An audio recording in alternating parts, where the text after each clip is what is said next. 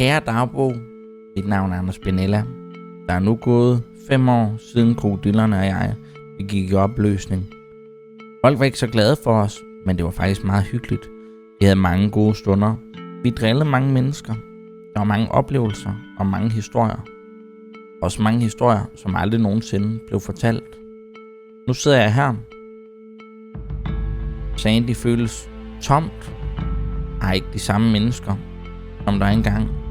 Alle mine bedste venner i hele verden, de laver noget andet. De er draget ud på nye eventyr og fået nye historier. Og det er også okay nogle gange bare at sidde tilbage helt alene. Og det har jeg nu gjort i mere end 5 år. Altså, hvad fanden er det, der larmer?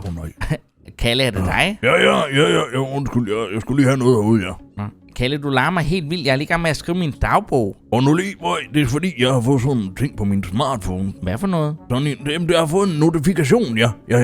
Og hvad så? Det gør da ikke, at du bare skal rende rundt her og bare dangdere den. Altså, jeg er i gang med at have et sentimentalt moment, Kalle. Men prøv, jeg kommer da ikke op og forstyrrer dig uden grund. Jeg tænker, at det her er ret store nyheder for dig. Krokodillehuset er blevet sat til salg efter 5 år.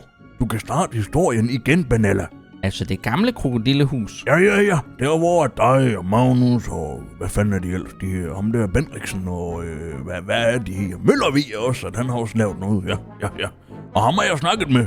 Altså det var jo Konrad, der stod med det hele dengang, og Møller han har ikke været en del af krokodillehuset. Jamen, han kan godt være en del af det, kan han det? Han er skide sjov. Vi har været ude og kigge på Ladyboys og sådan noget sammen også. Men jeg troede Møller rendte rundt sammen med Connie. Nej, for helvede. Nej, det gør han fandme af, men nej, det kan jeg fortælle.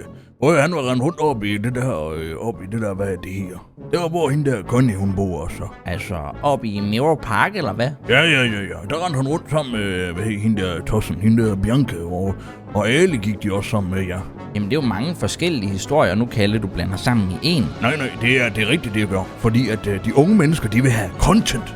Så jeg kunne potentielt starte krokodillebanden selv? Lige nøjagtigt. Og så er det ligesom mig, der styrer hele krokodillebanden? Lige nøjagtigt, Benella. Det er nu din tid, den er til at skinne. Jamen, så lad os da komme afsted. Nå, Benella, nu er vi ved at være fremme ved Los Santos og ved destinationen. Og jeg vil sige, nu tager jeg en bajer, og så smutter jeg op til Sandy igen, og det håber jeg okay. Jamen, det er også okay, Kalle, men tak fordi du gad at køre mig ned til Los Santos. Prøv at høre, det er ikke nogen problem. Jeg tænker, du skylder en øl i lufthavnen, og så er alt okay. Ja, det er i orden. Vi ses.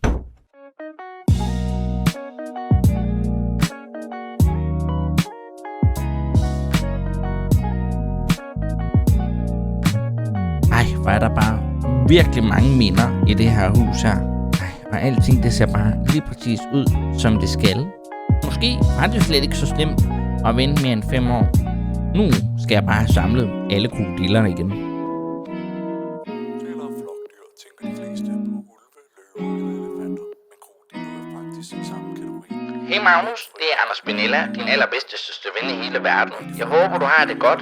Det er bare fordi, at jeg har købt krokodillehuset, og jeg vil høre, om det var noget, du kunne tænke dig at være med på. Bare fordi, så samler vi de gode gamle venner, vi har. Det var bare det. Jeg håber, du ringer tilbage. Hej.